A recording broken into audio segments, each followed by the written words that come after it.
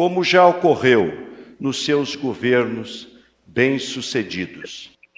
Retomamos aí o contato com o presidente da Confederação Nacional das Indústrias, Robson Braga de Andrade, e eu perguntava sobre essa expressão usada pelo ministro Geraldo Alckmin de indústria verde.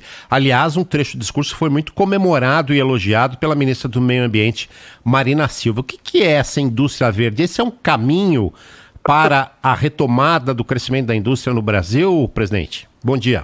Olha, isso faz parte da retomada do crescimento, não é a única forma, né? Agora, realmente a indústria mundial, a indústria no mundo inteiro, está procurando e se comprometendo cada vez mais com a redução da emissão de gases de efeito estufa, no sentido de melhorar e atender os acordos sobre mudanças climáticas. O Brasil tem uma vantagem que a indústria brasileira já é das indústrias mundiais a menos poluente, porque nós temos já, em nossa indústria, tem um comprometimento com as questões climáticas muito grande. Então, setores que são tradicionalmente setores que têm problemas de emissão de gases já estão reduzindo, fazendo trabalho, como é o caso do setor de cimento, setor de papel e celulose, siderurgia, diversos outros. Essa posição do vice-presidente, ministro Alckmin, é uma posição muito correta, porque vai também na direção de uma nova indústria que está vindo para geração de energia verde, para produção de produtos que que estejam dentro das regulamentações e das normas mais adequadas com relação à questão do clima. Então, faz parte, o Brasil tem um grande potencial para a atração de empresas e indústrias que têm nos seus processos produtivos muito menos emissão de gases de efeito estufa, né? Presidente Robson Andrade, presidente da CNI, bom dia. Aqui é a Thaís Freitas. Queria perguntar para o senhor, bom dia, sobre a efetividade da recriação do Ministério da Indústria e Comércio, que existiu durante boa parte da história política do Brasil, mas em alguns momentos foi fundido com o Ministério da Fazenda, no Ministério da Economia, como agora na gestão Jair Bolsonaro. Ele volta agora sob comando de Geraldo Alckmin. Isso faz diferença para o setor? Olha, faz muita diferença, Thaís, porque país forte hoje, se você olhar no mundo inteiro, quais são os países mais fortes, mais desenvolvidos, com melhor educação e melhor nível de emprego, são os países que têm uma indústria forte, como Alemanha, Estados Unidos, Japão, Coreia do Sul e tantos outros. O Brasil precisa ter uma indústria forte. Para você ter uma ideia, a indústria brasileira representa 22% do PIB, mas ela paga 34% dos impostos federais. Isso mostra o desequilíbrio que existe e qual que é a participação da indústria brasileira na arrecadação dos tributos federais. Então é importante que o Brasil desenvolva para o lado da indústria. A indústria brasileira é que pode gerar melhores empregos, pagar melhores salários e desenvolver tanto do conhecimento como geração de riqueza, de trabalho e de emprego. Então esse posicionamento da recriação do Ministério é fundamental, porque nós precisamos ter um local, um ministro que seja forte, que possa defender os interesses da indústria. Nós não estamos falando de subsídios, não estamos falando de incentivos fiscais, não estamos falando disso. Nós estamos falando de alguém que realmente defenda a indústria brasileira, para que a indústria brasileira possa retomar o papel que ela teve no passado. Dr. Robson, é muito importante o senhor tocar nesse assunto. É a Sônia Blota aqui. Um prazer conversar com o senhor aqui no Jornal Gente, na Rádio Bandeirantes. É que a indústria no Brasil vem perdendo a sua participação no PIB. E eu gostaria de saber, aproveitar essa resposta do senhor, para saber quais foram os principais motivos e como reverter esse quadro. Olha, bom dia, Sônia. E o que acontece é o seguinte: durante todos os últimos anos, desde o governo do do Itamar Franco, e principalmente no governo do Fernando Henrique Cardoso, dizia-se que o país não precisava de uma política industrial, porque o próprio presidente Fernando Henrique dizia isso claramente. Isso foi a principal causa da redução da participação da indústria brasileira no PIB. Isso foi um erro enorme. Todos os países importantes que eu já citei para você têm uma política industrial de longo prazo, de que tipo de indústria vai atrair, qual tipo de setor, para que região, como vai ser feito. Então, isso é fundamental, essa política industrial de longo prazo. Por outro lado, o Brasil tem um ambiente complexo de negócios.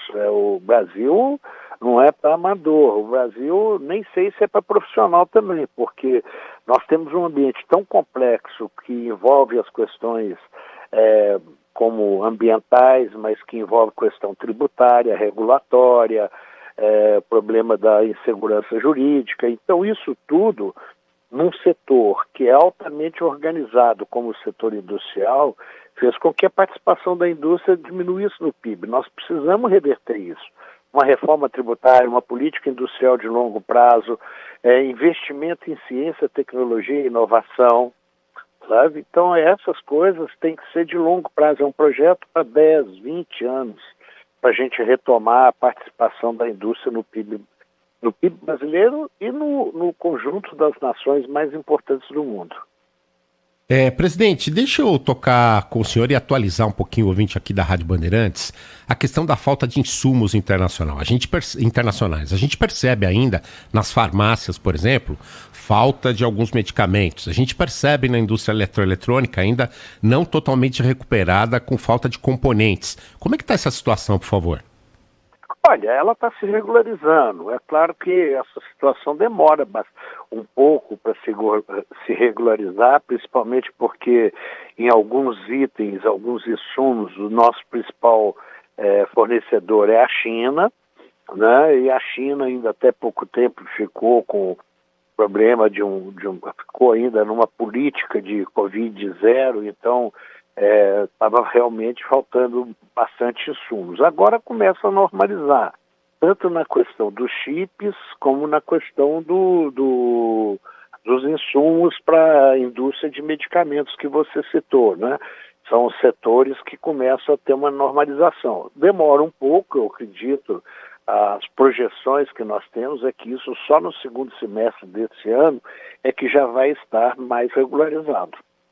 Presidente, quando o senhor fala que é necessário que o Brasil reformule a sua política de industrialização, ou crie uma política de reindustrialização, o que isso significa efetivamente na CNI? De que forma agora essa nova gestão poderia tomar atitudes práticas para ajudar o ambiente industrial?